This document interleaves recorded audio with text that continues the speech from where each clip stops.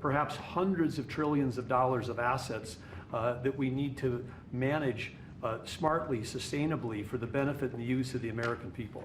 Mr. President, is there anything China, Canada, and Mexico can do tonight to forestall your implementation of tariffs tomorrow? No, nothing. Not right now, no. Not a negotiating tool? No, it's not. No, it's a pure economic. We have big deficits with, as you know, with all three of them. And in one case, they're sending massive amounts of fentanyl, killing hundreds of thousands of people a year with the fentanyl. And in the other two cases, they're making it possible for this poison to get in, number one. And number two, we have big deficits, and it's something we're doing. And we'll possibly very substantially increase it or not. We'll see how it is. But it's a lot of money coming to the United States. As you know, we have about a $200 billion deficit with Canada, getting close to $200 billion. They've treated us very unfairly. And I say, why should we be subsidizing Canada? It's wonderful. I have so many friends in Canada. It's a great place. Is there a concession you're looking for, sir? No, we're not looking for a concession. And we'll just see what happens. We'll see what happens. And with Mexico, it's the same thing. We have a $250 billion deficit, and we have a lot of people coming into the border, and now we've largely stopped that, but we've stopped that ourselves. I think they've done a fantastic job. You've seen the numbers, they've dropped to almost zero. But we've suffered under the past administration for years and years. We've suffered with millions of criminals coming into our country. Criminals, people from jails from all over the world. They come through Mexico, and they come through Canada too. A lot of them come through Canada, and a lot of fentanyl comes through Canada, and China makes the fentanyl.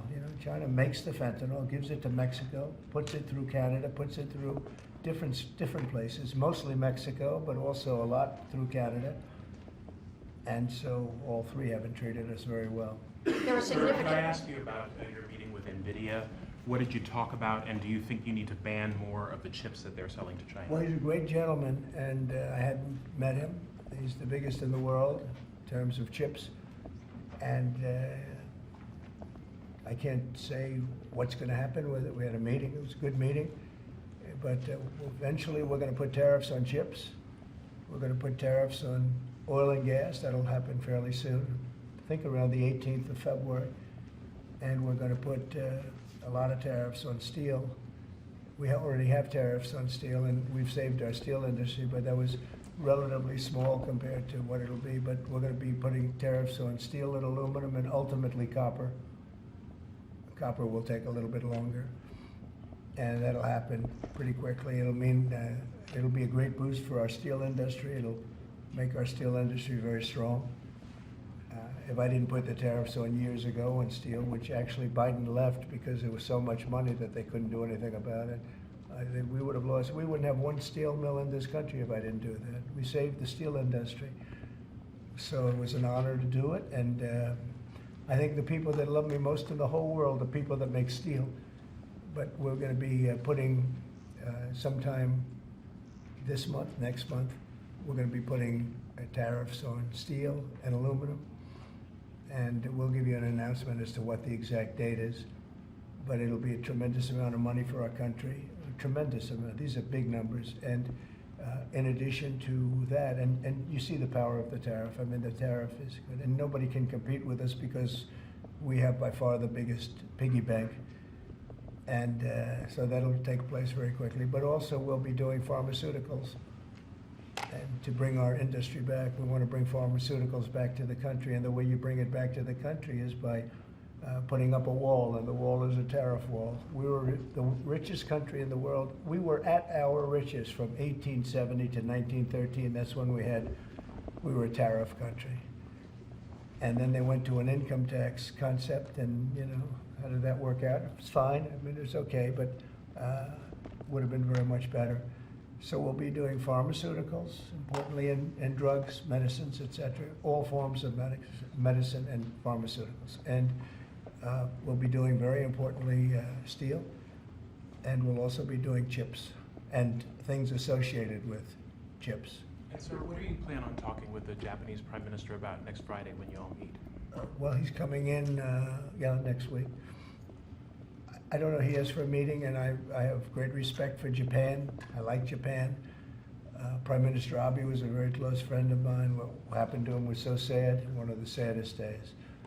But they're coming in to speak to me, and I look forward to it. Mr. President, on the crash, do you have any concerns that your commentary about things you have described as common sense or your observations could in any way interfere with the thorough investigation of the crash? No, I think they'll do an investigation. It'll probably come out the way I said it. I like to put it up front. I'm so tired of listening to things happen to our country, and then people say, we'll do an investigation, and 3 years later they come out with a report that nobody looks at.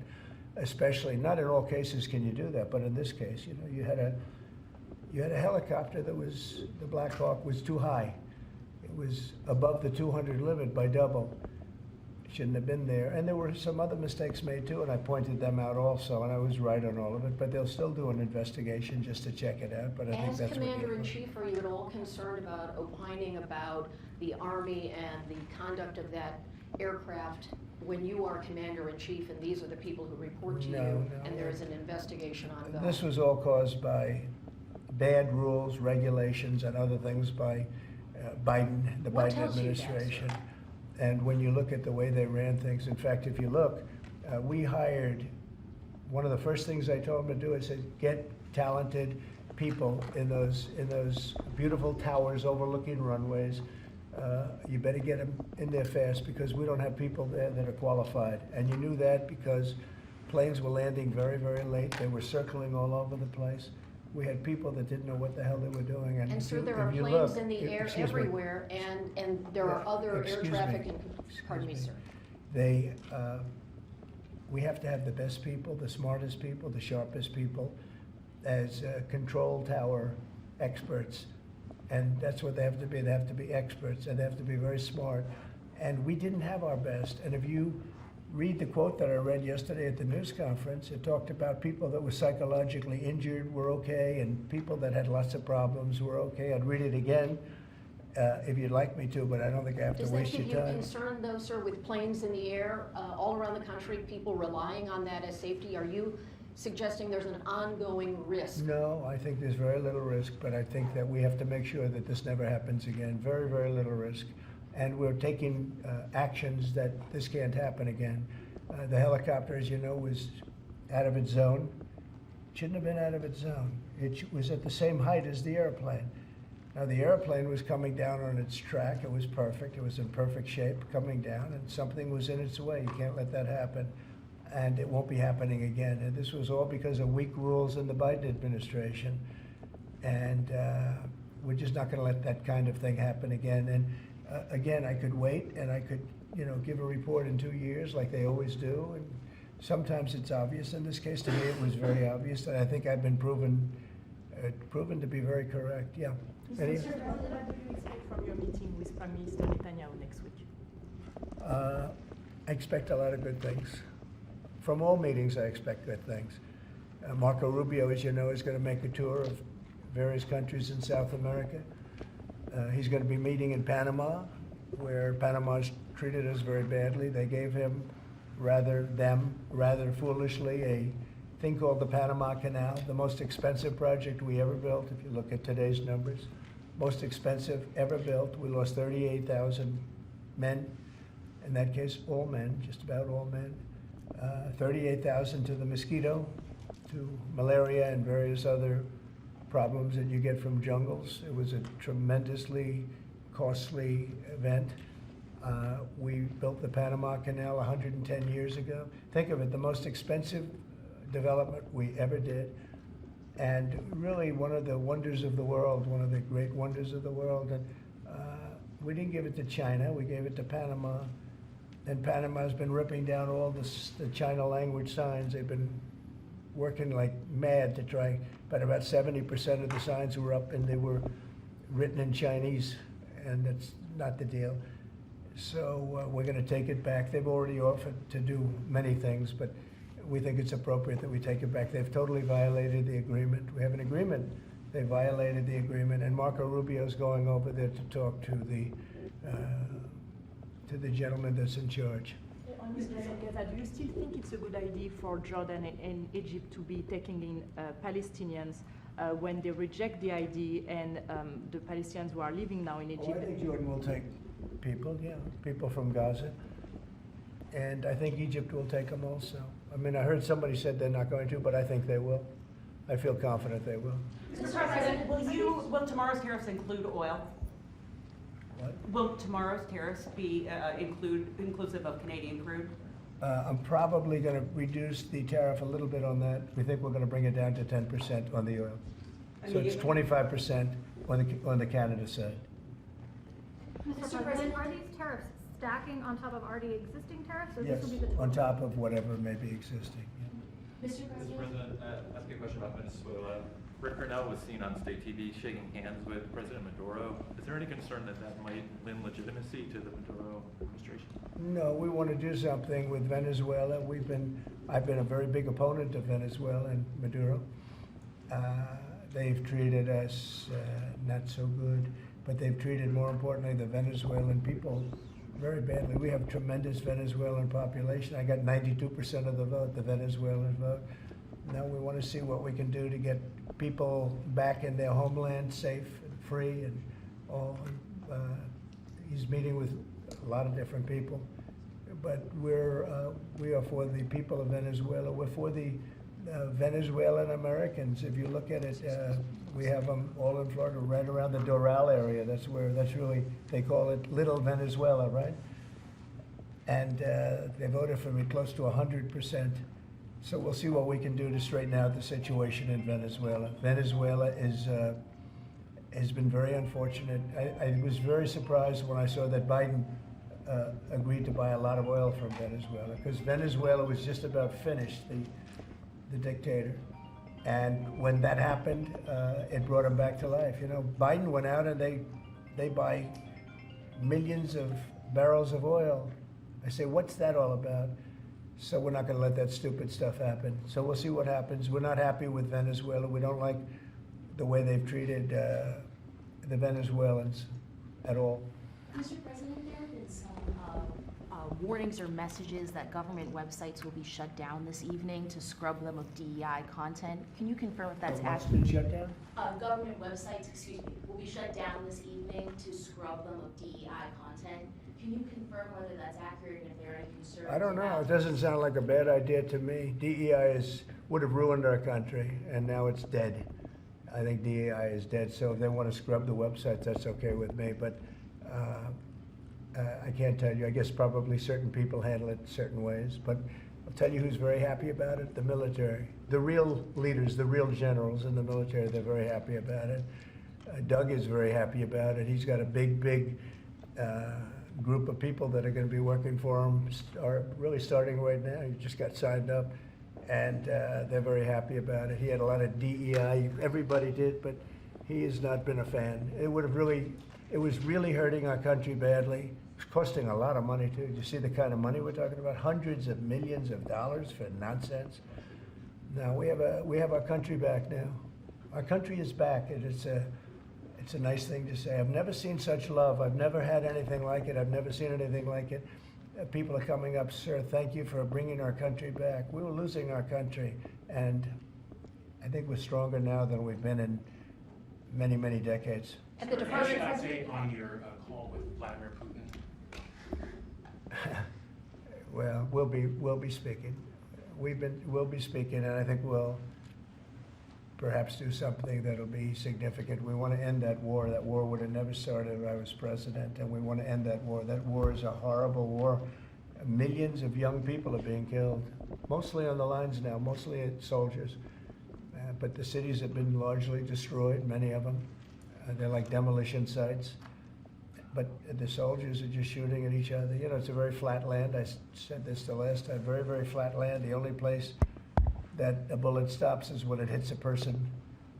And they're hitting a lot of people. They're hitting a lot of soldiers, but on both sides. You know, I think Russia would probably say close to 800,000, and Ukraine 600,000 or 700,000. And it's just a senseless situation, and it's got to stop. So whatever I can do to stop it, and we are having discussions, yes. Ongoing, already scheduled and ongoing? Have you- Already talking, yes. So you've already spoken to Vladimir Putin I don't want to since? say that, but we are having very serious Is discussions there a reason you about- don't want to? We are, well, I just don't want to say that. We're having very serious discussions about that war, trying to get it ended With Russia? with Russia, yeah. At the Department of Justice and the FBI, there are a number of high-level people who are being asked to resign or are being told they are going to be fired. Did you specifically request any actions at the Bureau or DOJ with respect to those employees? No, but we have some very bad people over there. It was weaponized at a level that nobody's ever seen before. They came after a lot of people, like me, but they came after a lot of people. No, I wasn't involved in it. I'll have to see what is exactly going on after this is finished. But if they fired some people over there, that's a good thing, because they were very bad. They were very corrupt people, very corrupt, and they hurt our country very badly with the weaponization. They used the Justice Department to go after their political opponent, which in itself is illegal. And obviously it didn't work. Are you going to impose tariff on the European Union? What does that mean? Are you going to impose tariff too on the European Union like you are going to do for Mexico and Canada? Well, you're asking me a question, because I'm sure you didn't hear, am I going to impose tariffs on the European Union? Do you want the truthful answer, or should I give you a political answer? Absolutely. Absolutely. Tariffs The European Union has treated us so terribly. You promised Americans to try to reduce costs, and so many of the products Yeah. that would be tariffed, when they come into the country, the outgoing country is not paying the tariff.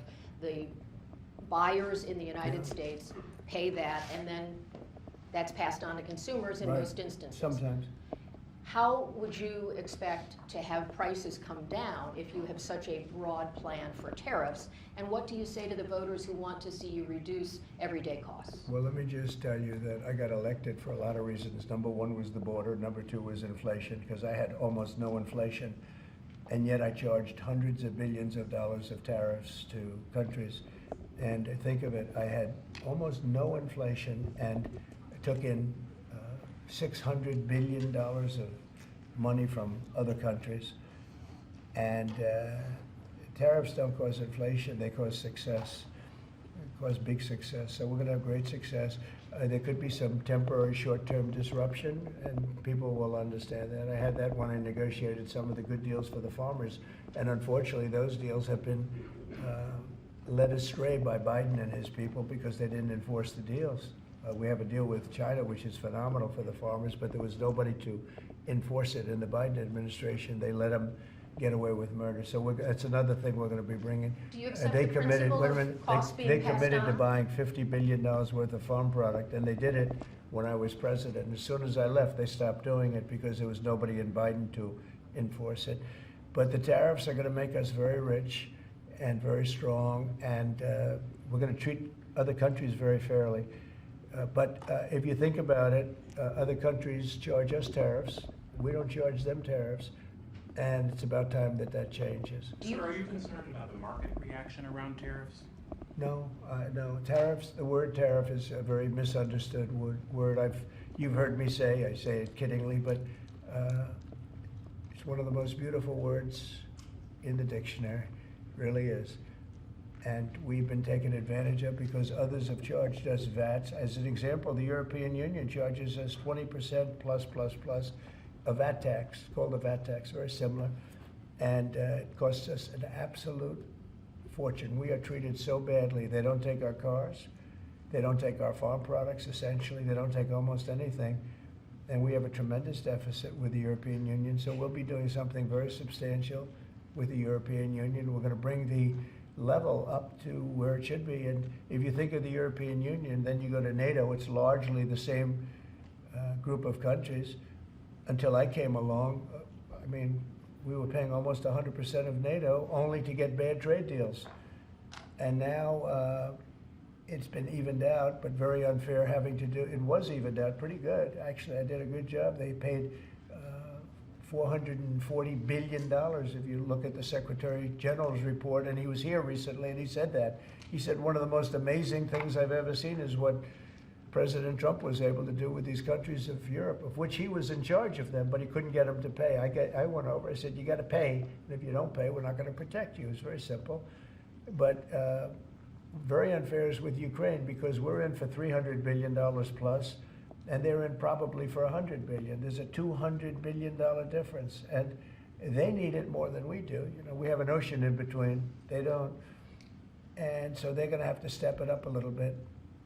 With efforts to reduce the federal workforce, whether it's offering what we've called the buyout package or other efforts, do you have any concerns that there will be employees broadly across the federal government who might take that up? And they're a part of the many different ways that agencies protect the public, from food inspections to water safety to I the know, air but traffic everybody's controllers. replaceable, and we'll get very good people to replace them if it turns out to be more than we thought.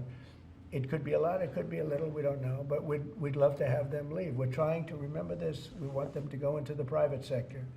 It's our dream to have everybody almost working in the private sector, not in the public sector. We have many people, very few people came to work. They were, you know, it started more or less with COVID, but actually even before COVID. But it started with the COVID. They didn't come back. And then Biden let them get away with murder. And they, you know, we had a federal workforce like 4% coming into the office. And that just doesn't work. You know, people can say it does, but it doesn't work. You have to be unified in a group in the office. It's just, it was crazy. You don't know what they're doing. And then at some point we may ask them to certify that they didn't have two jobs, meaning were they really getting a check from us, the government, and then were they also working a second job and a third job, and, you know, on government time? And many of them will say that they did, you know, which is not legal, but it's a problem. It's a problem. No, we want to get that out. We want to clean it out. You know, people have been trying to reduce federal government now for 40 years, 45 years, and they haven't been able to do it. And this is a way of doing it, I think, very nicely. It's sort of a buyout, too. I think we're treating people very good, but people don't come to the office. They won't have a job starting on that very special date, so we'll see how that works out. I mean, nobody knows how that's going to turn out. Everybody might show up to the office, and maybe a large number won't show up. But if they don't show up, we've accomplished a very serious goal. We're trying to reduce government. Does Mr. Musk or any of those associated with your DOGE effort, do they have any direct access through the government systems to how money is dispersed? No, nothing. No, they are. This has nothing to do also with the federal cutting, you know, with this federal cutting. This is very separate. This is if you don't show up, you don't get paid. But DOGE, I think great progress has been made. We're talking about cutting over $1 trillion of waste. We're talking about waste. We're not talking about we're going to love and cherish Social Security, Medicare, Medicaid. We're not going to do anything with that other than if we can find some abuse or waste, we'll do something, but the people won't be affected. It'll only be more effective and better. And our country, as our country gets richer, the people on Social Security, Medicare, Medicaid, those people are going to be more secure. If Biden had gotten elected, Social Security was going to fail because the country was failing. It was going to fail. The country was going to fail. And therefore, the Social Security, Medicare, Medicaid, and all of the other things that you may get would not be able to be paid. Our country's getting very strong, and you see it. I think more progress has been made in the last 2 or 3 weeks than has been made in the last 4 years. I think not only has more progress been made in the last 4 years, it's, I'll call it deprogress. We went way backward as a country in so many different ways, from woke to all of the other things that took place that were so bad. You look at Afghanistan, how embarrassing that was. I think Afghanistan really started the problem with Russia and Ukraine. When Putin looked over and he saw how incompetently that was handled, I was getting out, but I was going to keep Bagram. Right now, China has Bagram. I was going to keep one of the biggest air bases in the world. They left it. But I was, other than Bagram, I was going to get out. And I wasn't keeping Bagram for Afghanistan. I was keeping it for China because it's 1 hour away from where China makes its nuclear weapons. And we were keeping it. So we have a lot of great things happening in our country, and we appreciate that you're here. And I'm really thrilled about Doug, and I'm really thrilled about his friend, Chris Wright, who's a legend in the oil business, right? They keep telling me, Catherine, he's like a legend, and he's a legend too in a lot of businesses. And we have an amazing group of people working with us. There's a man behind me who became a tremendous success. He was not a wealthy man. He didn't start off a wealthy man, and he ended up a wealthy man.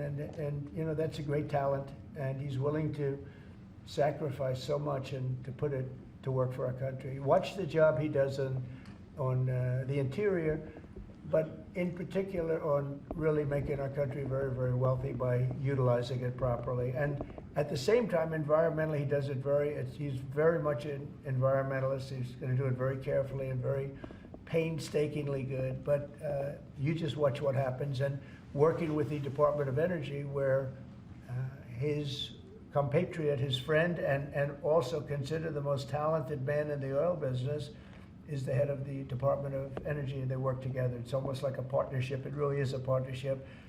And watch what that does for our country. It'll be a fantastic thing to see. Thank you very much, everybody. Thank you, Fred. Thank you, Fred. Tulsi Gabbard. Thank you. Thanks, guys, for having us.